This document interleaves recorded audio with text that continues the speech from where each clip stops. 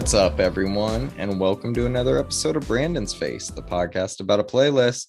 My name is Jonathan Beardsley, and as always, I'm joined by the one and only Brandon May. Brandon, how you doing tonight?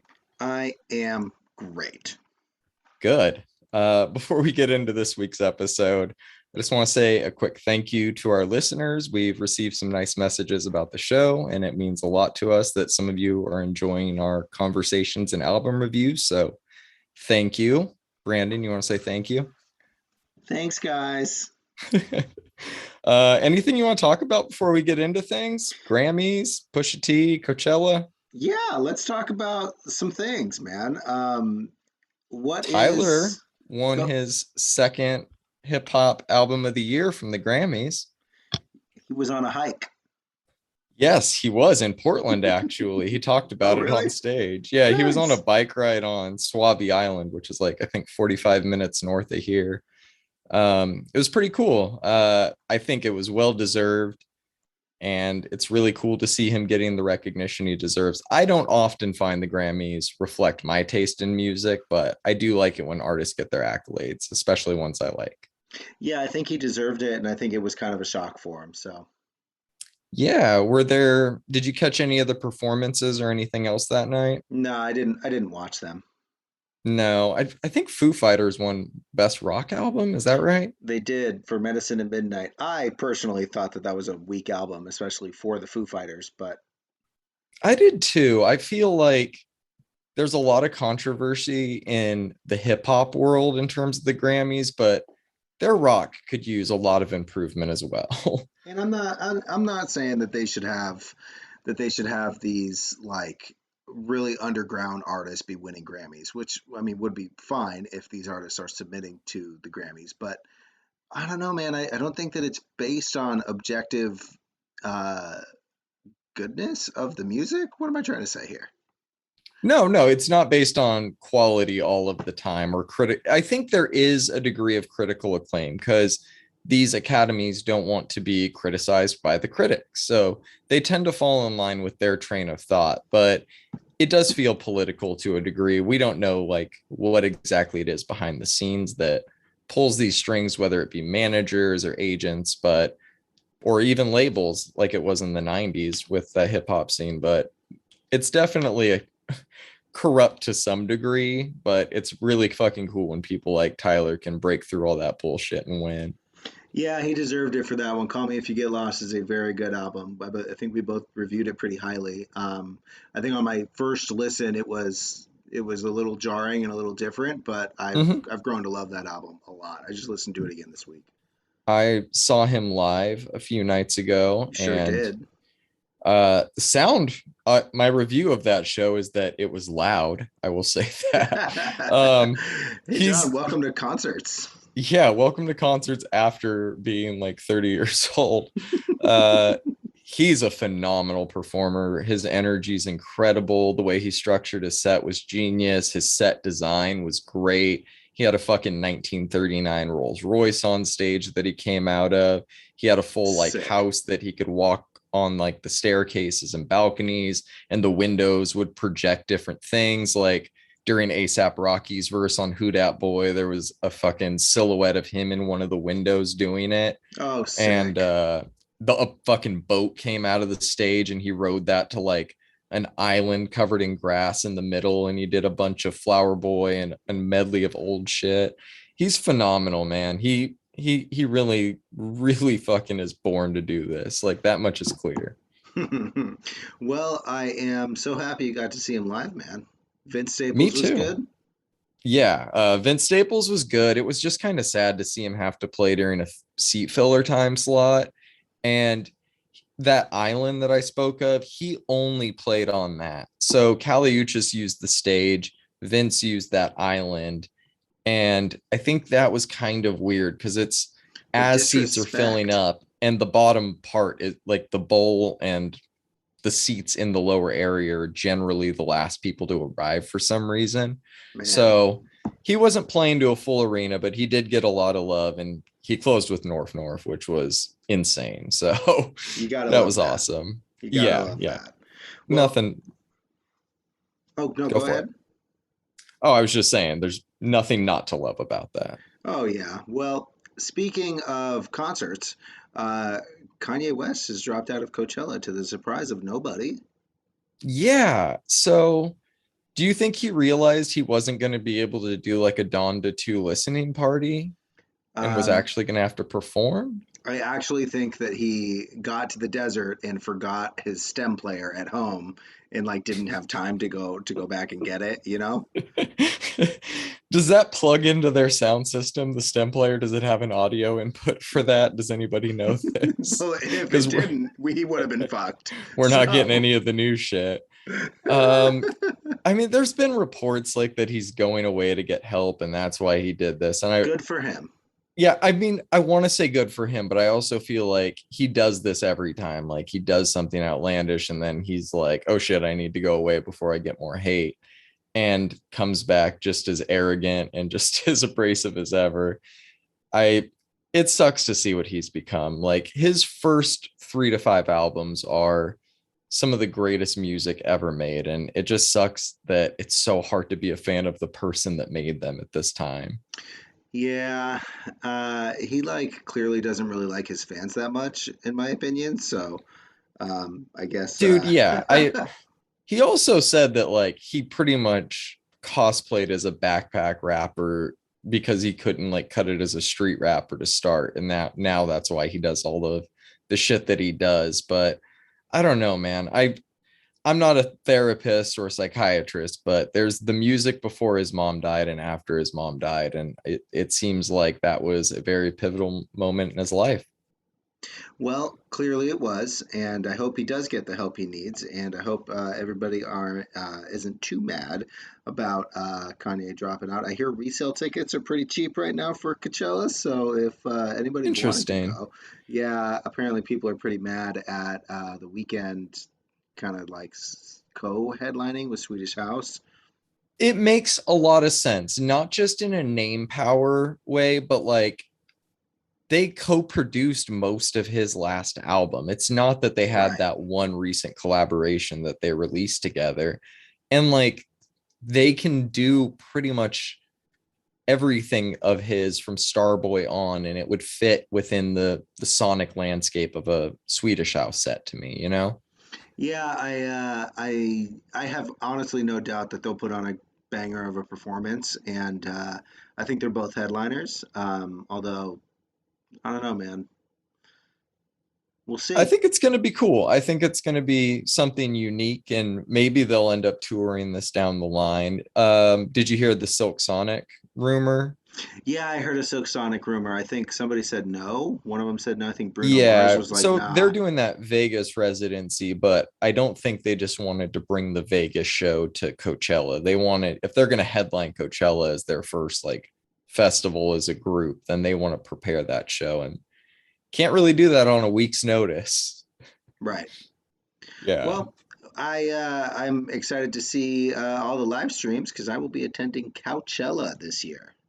I will as well because I'm old and I'm nowhere near it and I don't have that kind of money anymore, but I'm with you, bud. We'll be texting about it. All right, my man, you ready to get into this week?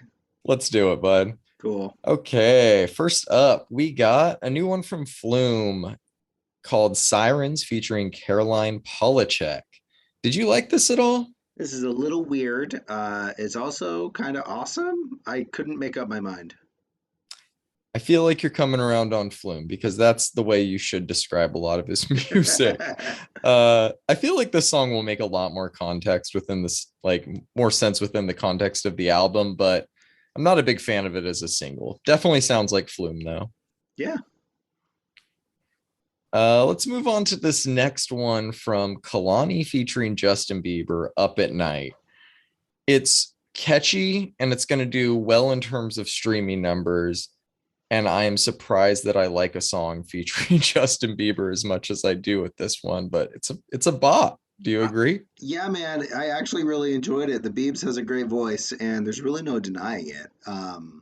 I mean, I think we all to, hated him as a young adult, but I think he's like a real adult now. So he's a I think he's real grown out man, of that.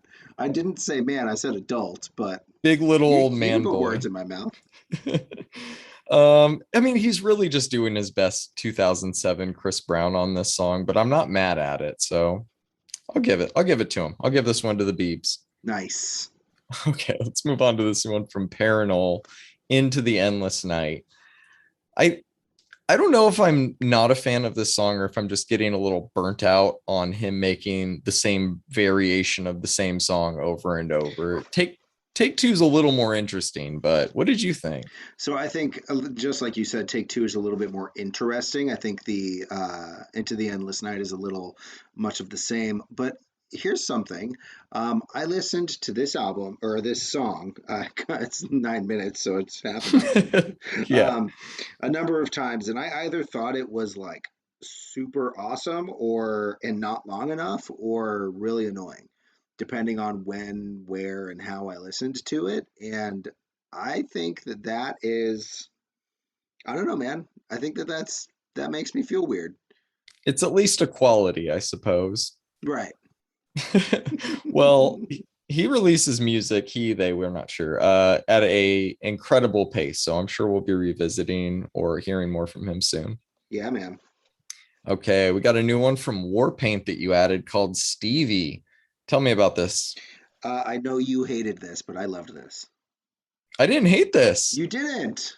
No, this song has like a super chill 90s feel to it. You I haven't this is liked my the first last. time hearing them, but I do No, like it. you haven't liked the last couple of singles from Warpaint I've thrown I must not have because I literally didn't know their name. If I thought this was my on. first time hearing them, but her voice is really good. Yeah, it is. And I'm kind of glad you didn't go into it with a bias because I really liked this. I really like this band. So Yeah, they're good. Their new album Radiate Like This comes out May 6th, so we'll cover that. hell yeah. Hell yeah. All right, next up we got a new one from King Gizzard and the Lizard Wizard, Magenta Mountain. I just love how every song they make sounds so different, but they're all good somehow. But they're also instantly recognizable. Like you know when King Gizzard is on, but they're all of their songs are incredibly different. Good point. Yes. Like the last song of theirs we covered was an 18-minute face melting combination of surf rock and blues rock. And now we get psychedelic indie pop. Like you never know what to expect, only that it'll be enjoyable. Right. I'm very excited for this album and to hear how both of those sounds kind of work together on an entire Yeah. album. Like how are you all gonna like incorporate that? Are we gonna open with this or are we gonna open with the face melter? Are we gonna close with the face melter or is that like a mid album snack? I'm so interested. Well, you'll find out shortly. It drops April 22nd. It So sure does. okay, man, that'll be a lot of fun. But I'm very interested to know. Last week we talked about a new Alexis on Fire song. Alex is on fire. Who the fuck knows? It's And it's one of those. you said, like, I brought up City and Color, and you're like, I've never heard these words together. Like, and it baffled me because this is a big project. Like, he has a collab album with Pink. Like, I don't know how this has never been on your radar, but this is Dallas Green from Alexis on Fire, and I'm dying to know what you thought of it. Alrighty, so I fucking loved these. Yes, This is great emo music. I have a cool question for you though, John. go.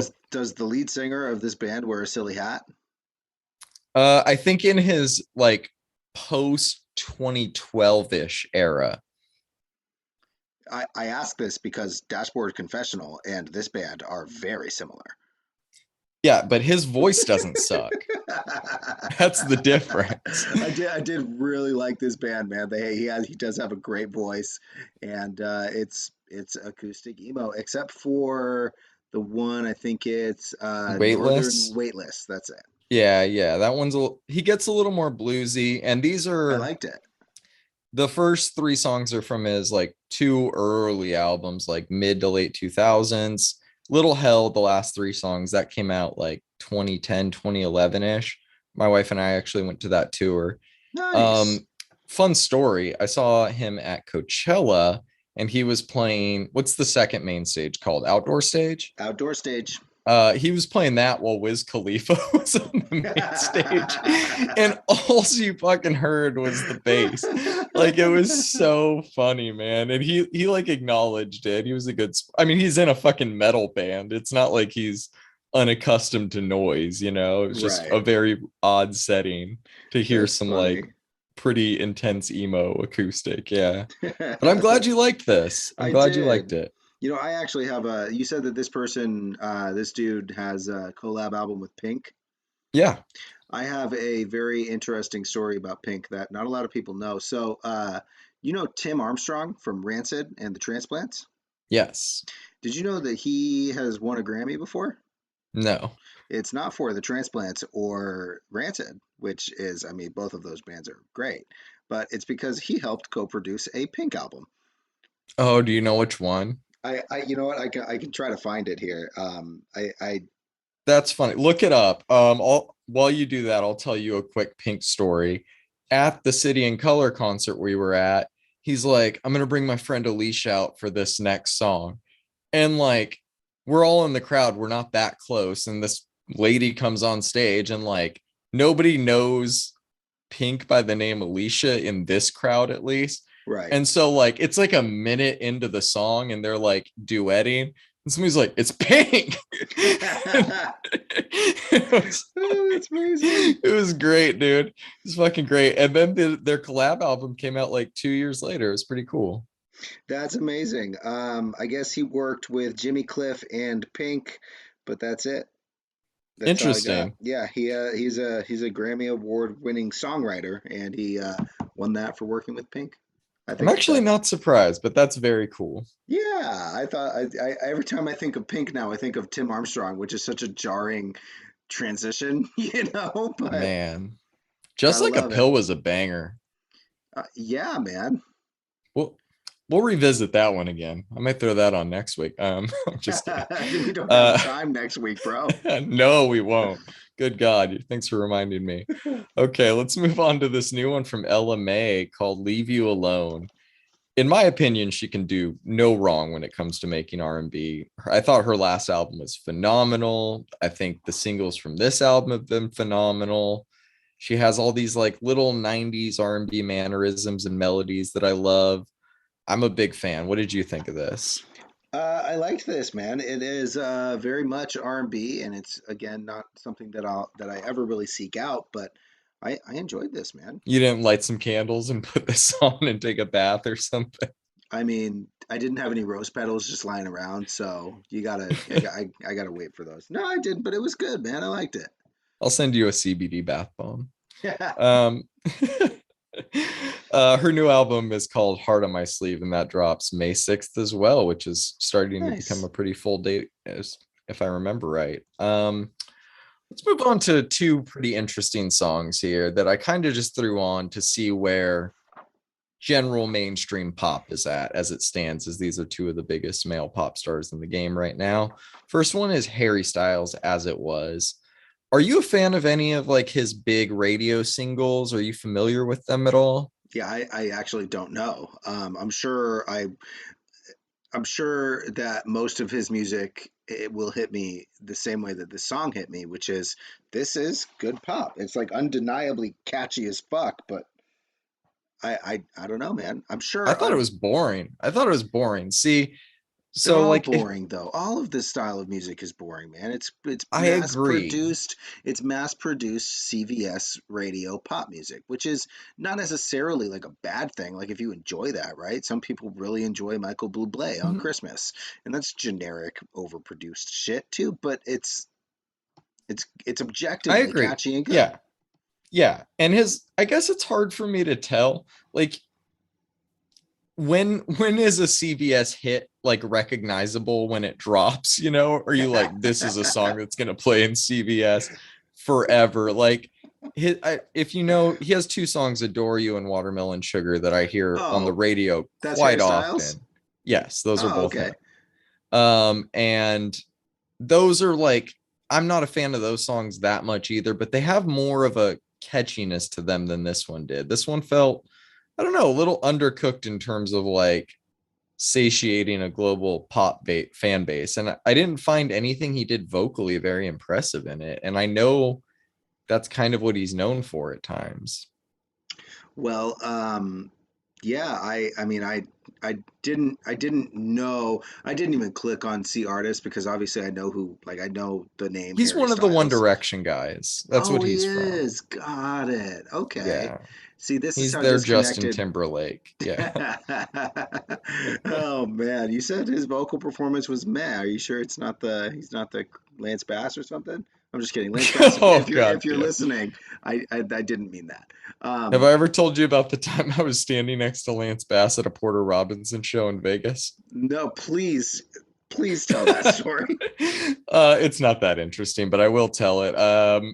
My wife and I were in Vegas. I want to say this was, I don't know, 2014 or some shit. And this was Spitfire era Porter, maybe the singles for the Wub wub album that wub wub. started to come out. And he was playing Surrender in the Wind. And we walk in and he's on stage. He's not even legally old enough to step off stage in the club that he's playing That's at this right. He point in was his so young. career. Yeah, it was a fuck, like her and I were two of the only people that were actually there for the music, which tends to be the vibe with Vegas, but Yeah. it was really cool seeing him at that stage in his career. Anyways, we're just like, I don't have you ever been to Surrender? No, I still have not been to Surrender. So Surrender is a pretty small club that looks like your basic. There's the dance floor, and then there's kind of the booths with the table service on the side. But instead of like a back wall, it opens up into a giant pool area. And what's normally the pool area during the day is like converted to like an outdoor, like just kind of party area. But they also have like tables and shit out there. So you can gamble like within view and everything of the music. It's pretty insane. Yeah, that's actually kind of cool, man. Yeah, and so it's very easy to like walk near the VIP part. And yeah, like 1 a.m., 2 a.m. So he's like, that's Lance Bass. And I'm like, look like right to my right. And he's just like there taking a drink and like watching Porter. And I was like, oh Amazing. shit, like Amazing. crazy. Okay. Okay. But yeah, that's my Lance Bass story. Hope you enjoyed it. That's a great story, man. NSYNC was my first ever concert. Oh my God. So was that a sister thing? Honestly, man, I was also a large fan of NSYNC. So, I bought their first CD, or I had my mom buy it like, for me, I should say. So we're in the same boat. I'm just very curious as to how this came about. Like, were you like, I want to go to that fucking NSYNC concert, mom? no, we actually were in Las Vegas as a family, and NSYNC happened to be playing that night, and that was the NSYNC was my first and second concert actually because it was the same. It was the same thing the next year after they released another album. So That's yeah, incredible. man, Which they're show was they're better? they're really good live. I don't know. I was a kid, man. I think maybe I was like 7 years old, maybe even I younger or like the early something. stuff. Yeah, like the early stuff. Yeah, man. Oh my God. If that's Oh not Jesus. quintessential '90s for you, I don't know what else is, man. No, that's as 90s as it gets. So we'll quickly talk about this next song. I feel like all of our notes are going to be the same for it. It's Shawn Mendes, When You're Gone. You familiar with him by name at all? Yeah, you could have told me that the Harry Styles song was Shawn Mendes and the Shawn Mendes song was Harry Styles. Like these songs are the same. Yeah, well said. We'll just leave it there. That's pretty much it. I honestly have nothing more to say about it. All right, let's move on to something I really do want to talk about, and that is a new one from Freddie Gibbs called Ice Cream, featuring Rick Ross.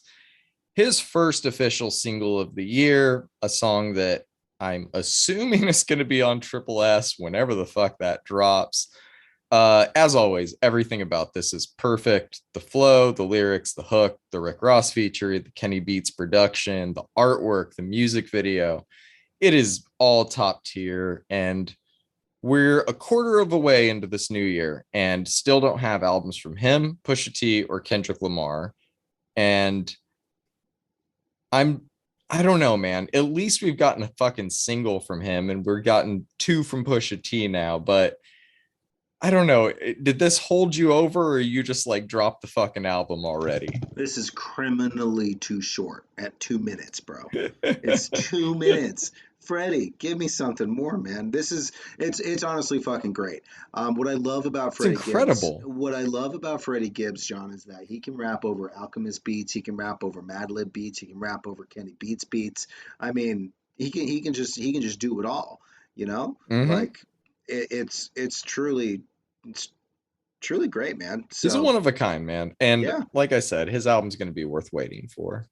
Yeah, I know. I really just kind of want him to fucking drop it already. I kind of think it's his style, and I don't follow him on the socials or anything, but just judging from his lyrical content, I think he's the kind of guy who doesn't really want to release a whole bunch of singles. He just wants to release a project. But I could be wrong. I hope he just releases the whole fucking thing in like a week or something.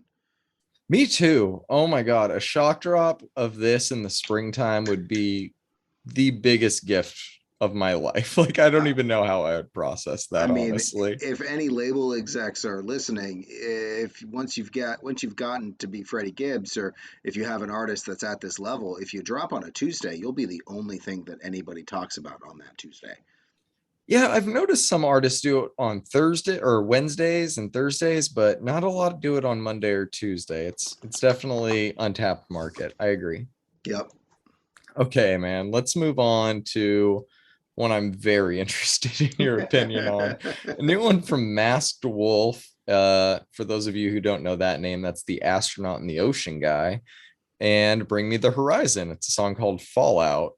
I'm gonna let you go first on this, buddy. This is a song, like you said, John, by Masked Wolf featuring Bring Me the Horizon, which is a sentence that I never thought I would ever say.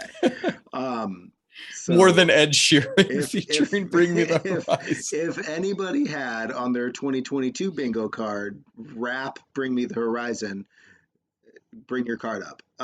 Look, man, it's not bad. I hate that I'm saying that. I don't think it's What? bad. I don't Dude, think this it's is bad. horrible. I It's hate it. this so much. I didn't like want to turn it off, so I listened Yeah, to the that's whole because thing. you want to make it to the last 15 seconds of a song where you know Ollie might scream.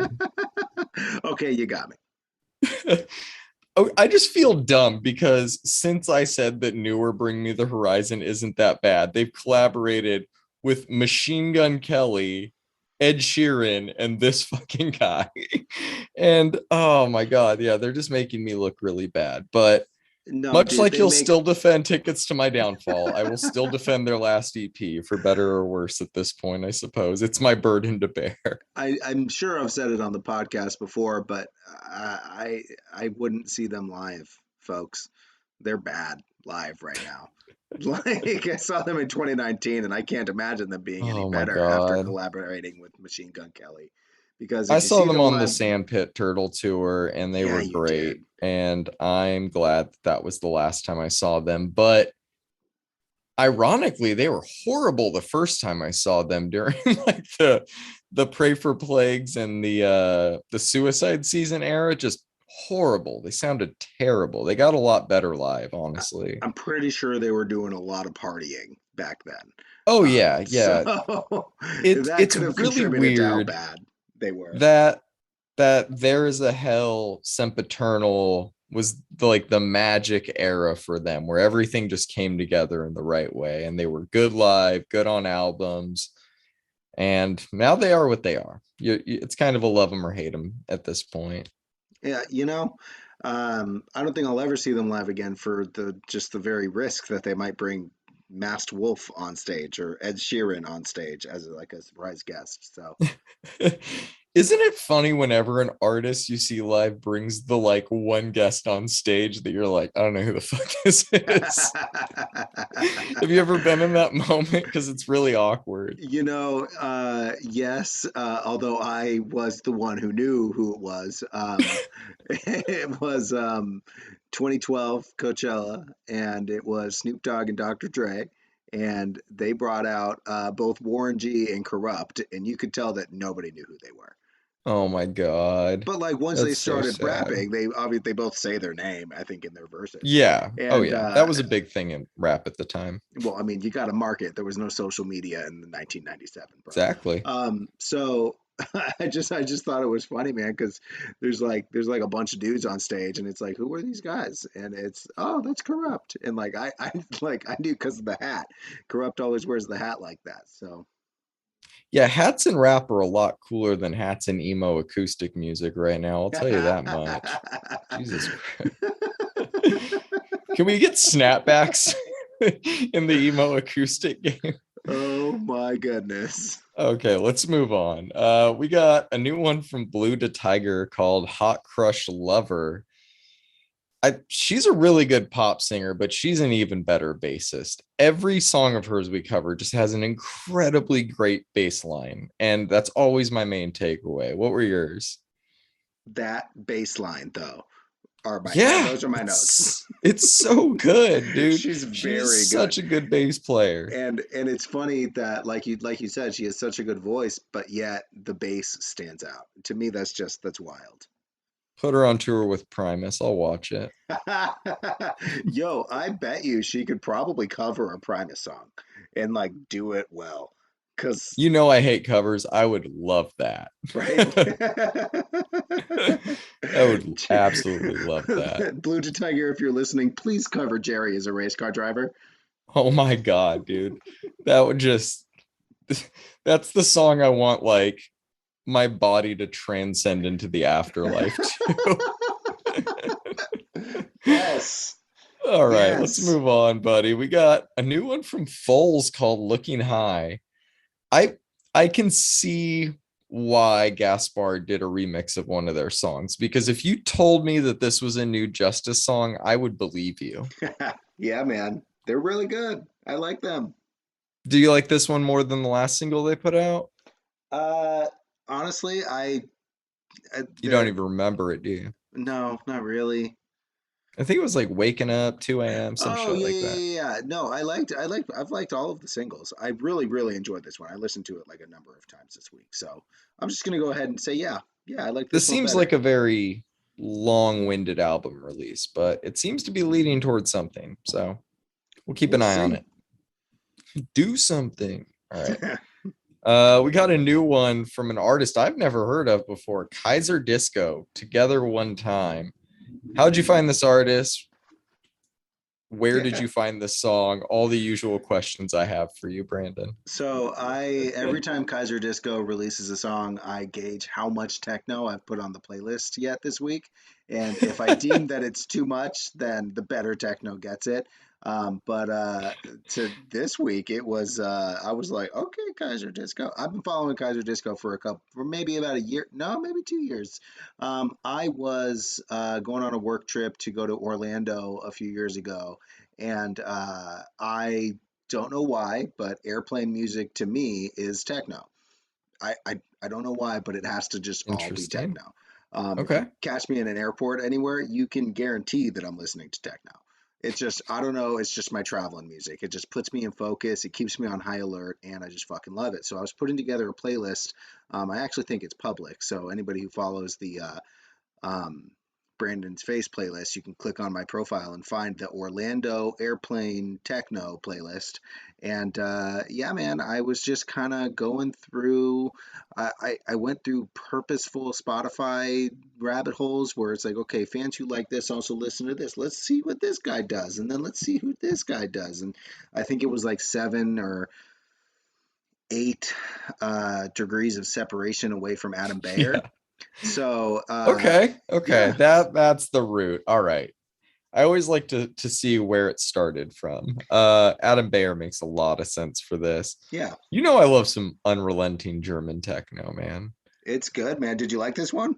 Yeah, yeah. It's pretty rudimentary, but it's also like kind of great, I guess. I think that's the point of techno, man. I think it's supposed to just be there are a very specific set of rules for anybody in a techno purist world to say, "Oh yeah, this is definitely techno." I think Kaiser Disco hits the nail on the head on this one. I agree, man. I agree. Definitely throw some more of his on. I do like it. Nice. Okay, let's move on to a new one from an artist called I Song. Song is called Have You Ever Heard a Love Song on Drill? And this is the Craig David remix. You want some context on this one? Yeah, yeah, please. Okay, so I'd never heard this I Song guy before, but I'm a huge Craig David fan, UK garage R&B legend from the early 2000s, more of an EDM vocal legend as of late, like the last decade or so. Yeah. But he tends to like to entertain the R&B world again when it has to do with one of his two main songs, Fill Me In or 7 Days.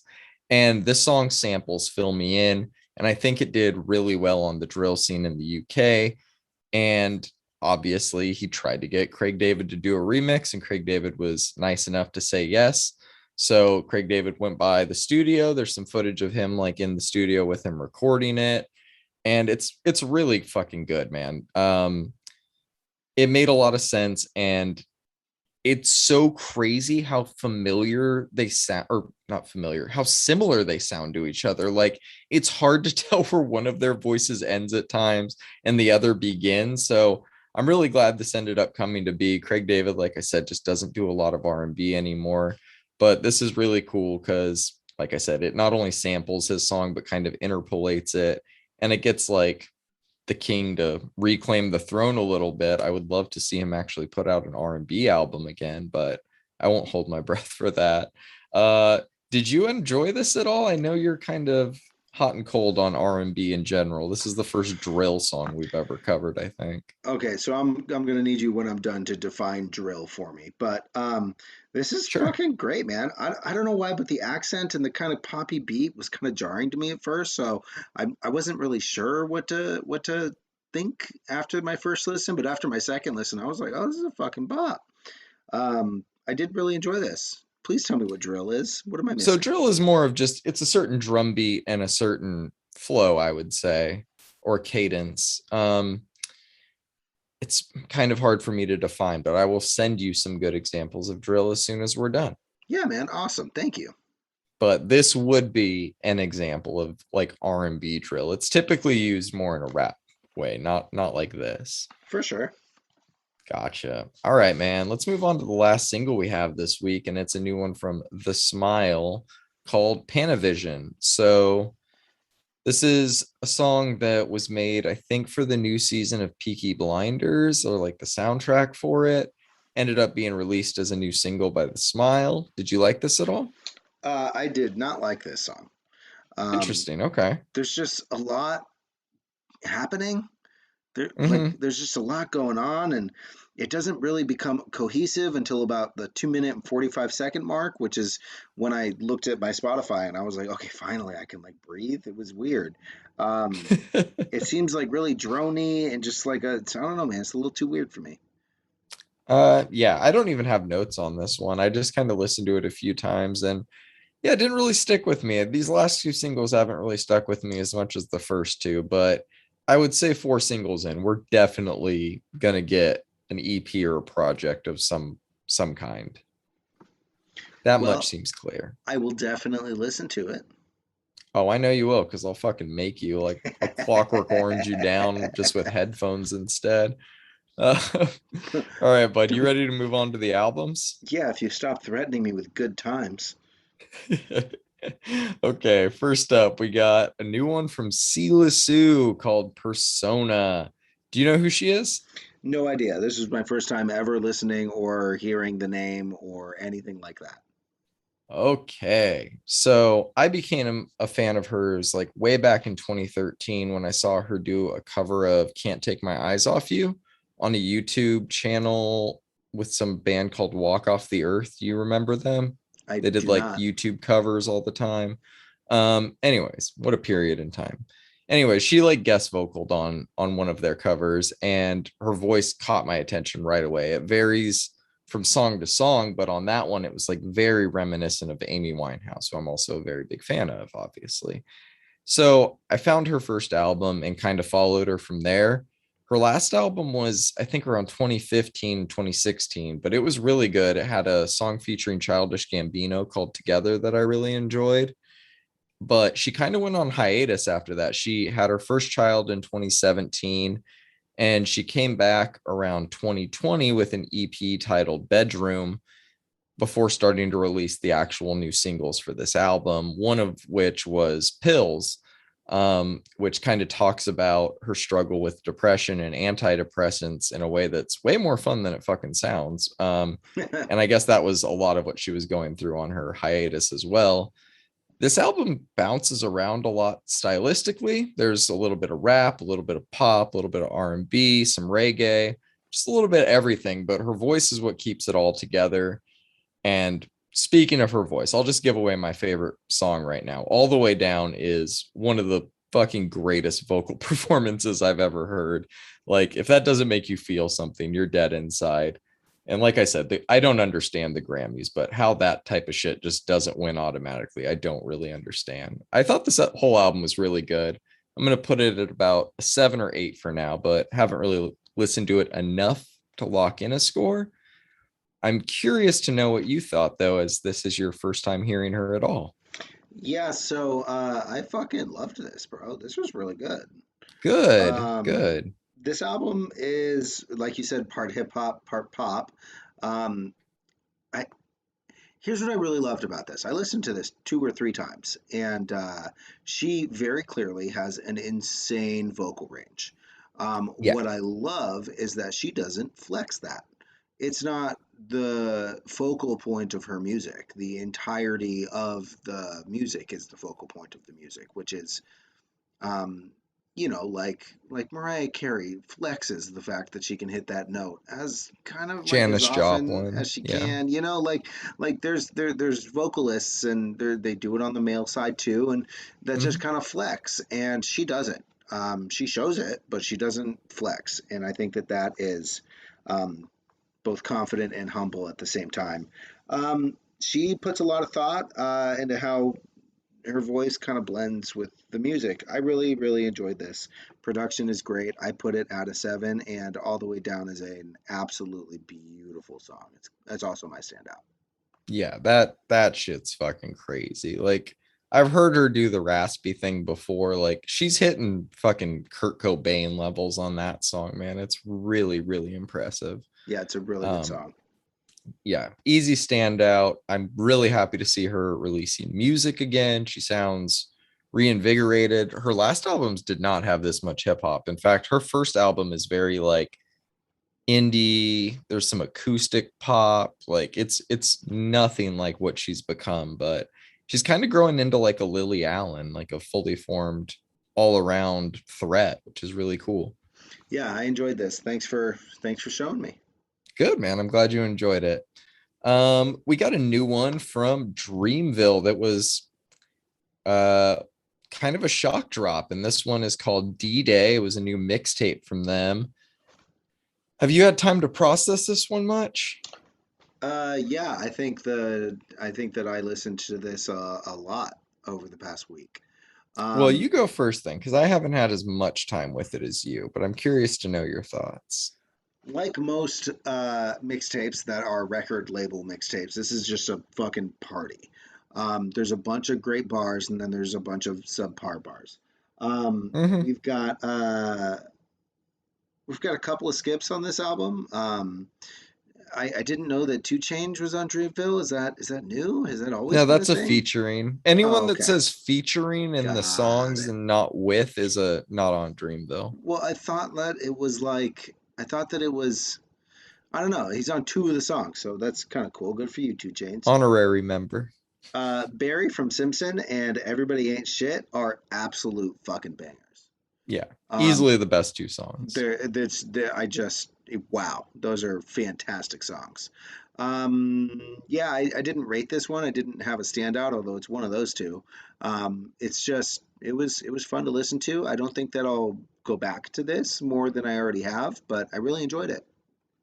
Yeah, I mean, I think you said pretty much everything, but I'll touch on it a little bit.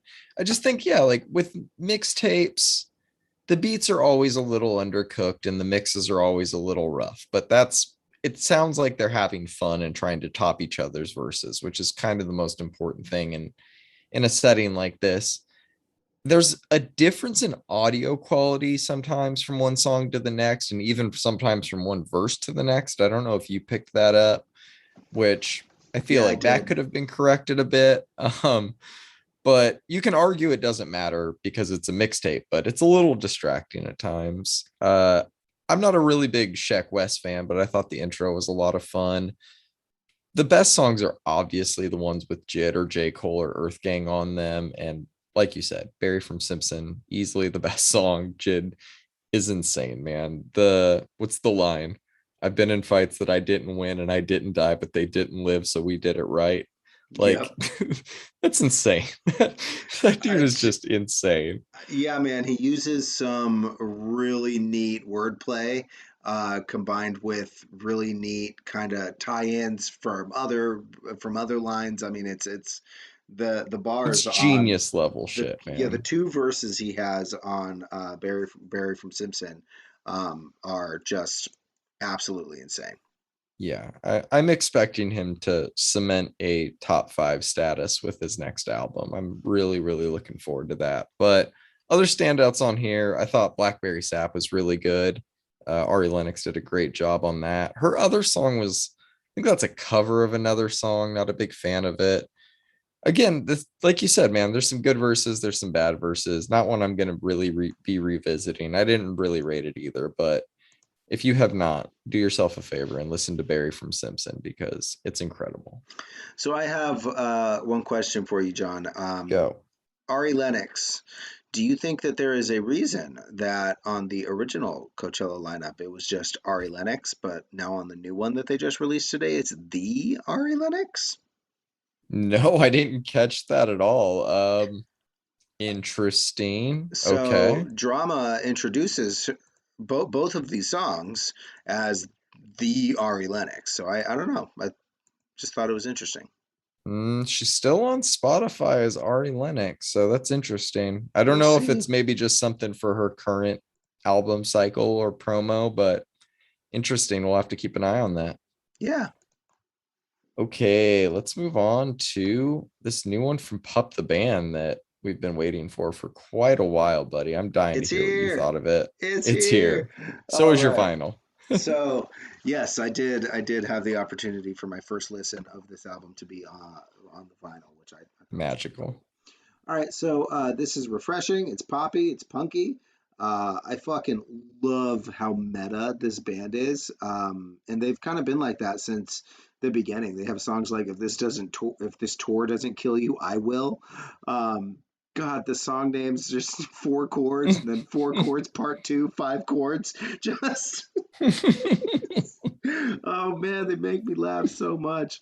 They make fun of themselves, they make fun of their genre, and they do it so well that it's one of those things where Blink 182 really got away with making fun of themselves on stage and telling the other members of the band to suck their dicks and shit like that. And Mhm. they kind of got away with making fun of pop punk as a whole and themselves and everybody else all at the same time. And they did it because they were so confident in their music. And God, man, Pup is doing this, man. This is a great. I didn't think that there were any skips on this. Matilda sounds great on vinyl, by the way. Thank you. Um, Thank you. you're welcome. We have we have some fucking amazing song titles, man. Four Chords Part Three, Diminishing Returns, Pup Pup the Band Inc. is filing for bankruptcy. Just oh man, Incredible song too. oh yeah, they're all great, man. Relentless is insane. Habits is great.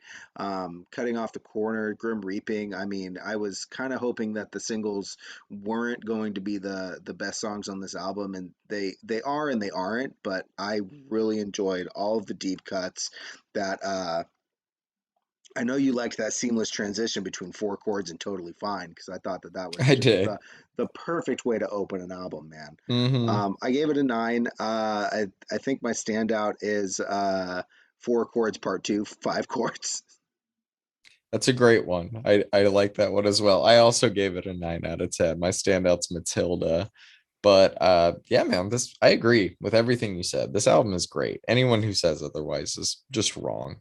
Um, it's slightly different as in terms of like the style of pop punk that it is, but I think they're so creative and their energy is so infectious that it's just hard not to root for them when you listen to them. You Right. know, like you said, the self-deprecation helps a lot with that.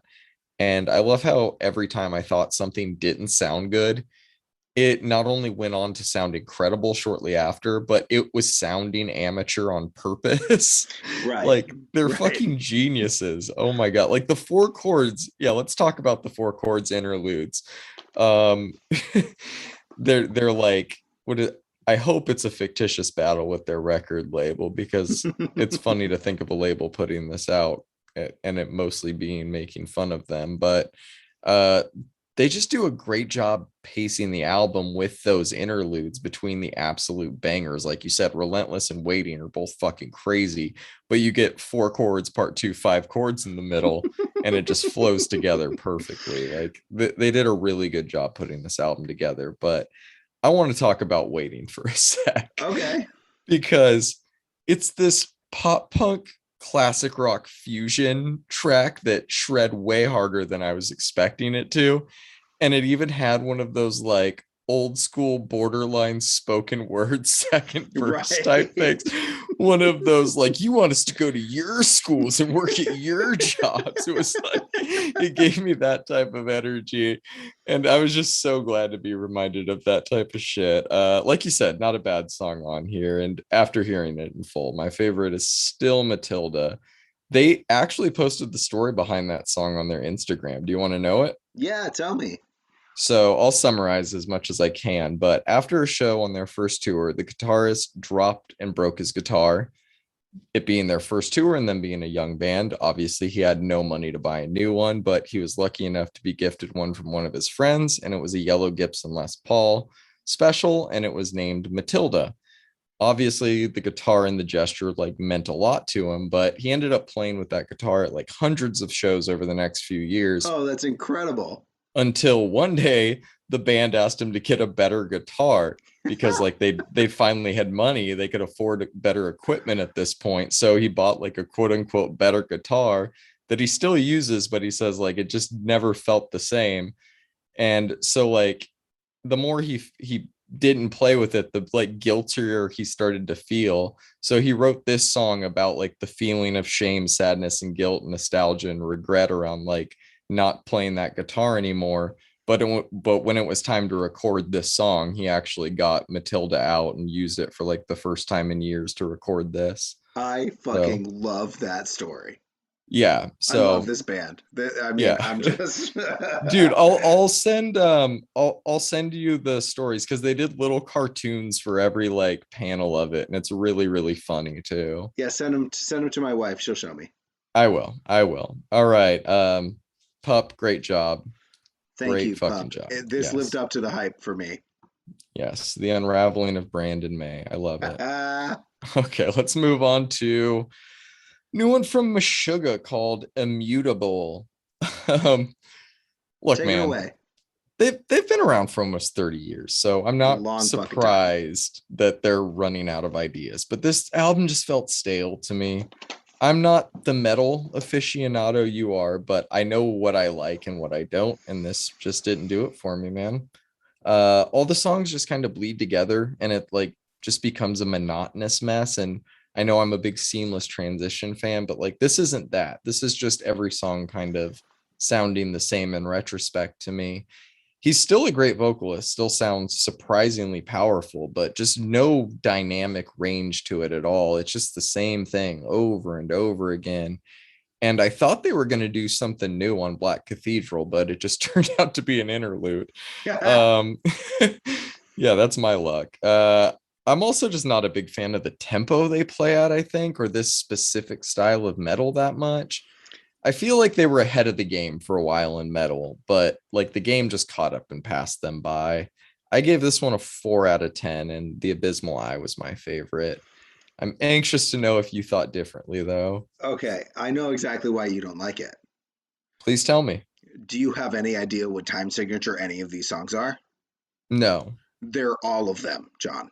it's the brown note. Okay. Listen, that's kind of almost it, man, and that's almost all of Meshuggah's music, which is they just I there's like almost no one same drum beat. They're all fucking different, man, and that really fucks with your senses, and I think that's their thing. I've never been a giant Meshuggah fan. I have been following this release because I'm just starved for metal. So somebody please send me some metal. Um, or I can probably dive into my listen to next. But uh but yeah, man, this is it's okay. It's not the best, but it kind of staved off my starving for metal. I like the Abysmal Eye also. That's my standout. I gave it a 5. It's not amazing. It's not great. It's not really that good, but it's not bad. I don't know how else to describe it. It's the drums, man. If you go back and listen to even the Abysmal Eye again, you'll notice Mhm. that the entire the entire drum beat is different every single line. Yeah, there's like a lack of rhythm and getting into the album as a result of that. So you could be right. There's no rhythm here. Drummers are Well, historically they are supposed to. white. What you said they can't jump now? Um, all right, let's move on. Okay, buddy. We got. Hold on. Did you not throw this on here because you missed it? Because I was like, oh shit, Meshuggah released a new album and it's metal and Brandon didn't add it. Did I just throw it on before you could? I think you threw it on before I could. Okay, good. All right, last up we got a new one from the Red Hot Chili Peppers, Unlimited Love. Oh boy. So I'm gonna be brief here. Other than a few fun bass lines, this album did not do it for me. Like it wasn't unlistenable, but it just wasn't that interesting. Like, okay, I take back that it wasn't unlistenable most of the time. Like Poster Child is so fucking annoying, dude. I hate that word salad type of rhyming bullshit. Um, they're still a good band, but I wasn't a big fan of them in their prime, and I'm not a big fan now. So this didn't do anything for me. I gave it a 4 out of 10 because I recognized that the musicianship behind it is objectively good at times. And I thought Aquatic Mouth Dance was the best of what I can remember. Aquatic Mouth Dance is the best song on this album. Okay, so I'm not crazy. No, Good. you're not crazy. Are you? So you mentioned that you're not a big fan of theirs. I'm also not. I had Like never really. outside the hits and shit. I Yeah. mean, yeah, their hits are fucking great. They're hits. Now here's how I feel with Red Hot Chili Peppers. I threw this album on and I was like grooving, man. I was dancing. I was hanging out. I was like, yeah, this is fucking good. But it never goes past the surface with me. It never has with Red Hot Chili Peppers. I never want to dive into their lyrics. I couldn't tell you any of the lyrics on this album because it's not about the lyrics for me. I think that they are a giant band. Deservedly, right? They have put Mhm. out a ton of hits and they make, like you said, objectively good music. And with Fushante, is that his name, on bass, again on this album, which is why you probably recognized or felt the love for the bass lines. To Yes. great fucking bass lines, man. I did enjoy this album, and for enjoyable factor alone, on my one listen to this album, I gave it a 7 because I enjoyed it so much. Um, but That's fair. again, I couldn't go back and tell you any other songs other than Aquatic Mouth Dance, only because that was the one that stuck with me, and I don't like the slow songs. The Me either. slow Red Hot Chili Pepper songs are not my jam. Um, a lot of people were suggesting that Red Hot Chili Peppers could have potentially replaced Mr. Kanye West at Coachella, What do you and think? I think that they absolutely could. I've seen them at Coachella, and they are insanely good live. They're very good. We had a lot of Mhm. fun, and I think they're definitely a headliner. I had somebody on Reddit tell me that they're not Coachella material, and I just kind of had to laugh at them. I'm pretty sure they've headlined 3 times. So, Yeah. Yeah. Do your history. right, But I like mean, to that person's point, maybe they're saying current Coachella culture. that was their point. Like they only, well, not really. Their point was that Coachella only has new bands on, or bands that release new music. And I was like, bro, they just released an album on Friday, right? Yeah. But and it's actually, fun fact, this is actually number one on the UK charts as of a day ago, which is Interesting. interesting, right? Interesting, especially for music about Southern California and music about drug use in Southern in California. Southern California. Yes. Yeah, I don't know, man. Maybe throw Blue to Tiger on bass. Let's do two bassists instead of a guitarist for the next album. I'll listen to that. That sounds fun. Yo, that's a great idea. I always come up with those when I'm completely fucking joking. Do you have anything more to add on this one? I have nothing more to add on this one, man. Me either. I know this was a shorter week, but we assure you people we're going to have a gigantic week next time. To recap, we're going to have new albums from, I've actually added a few since I last told you this. This is fun. We have a new single from Chloe called Treat Me. We have a new album from Health called Disco 4 Part 2. New album from Jack White called Fear of the Dawn. A new album from Let's Eat Grandma called Two Ribbons. A new album from Omar Apollo called Ivory. A new album from Orville Peck called Bronco. A new album from Sid called Broken Hearts Club. And a new album from Vince fucking Staples called Ramona Park Broke My Heart. I cannot fucking wait. Any thoughts, Brandon? Anything you want to add? Yeah, man. This week's gonna be stacked, man. A lot of music to listen to, but just based on what you just said, a lot of it's gonna be real good. I think. I think Vince is gonna come out fucking swinging. Yeah, I'm expecting that to be my album of the week next week. We might actually have to pick an album of the week next week since we have like fucking 10 releasing. Oh man. Well, this week was fun. I think it was light, but I think I still got enough enjoyment out of it. So Me too. You can like and subscribe, comment on YouTube. That really helps us out. If you're listening on Spotify, be sure to follow Brandon's face so you get alerted when we post new episodes. You can find us on our website and our sick ass release calendar that we added to it. And you can find us on Instagram at Brandon's Face Pod and message me there. So, peace. peace.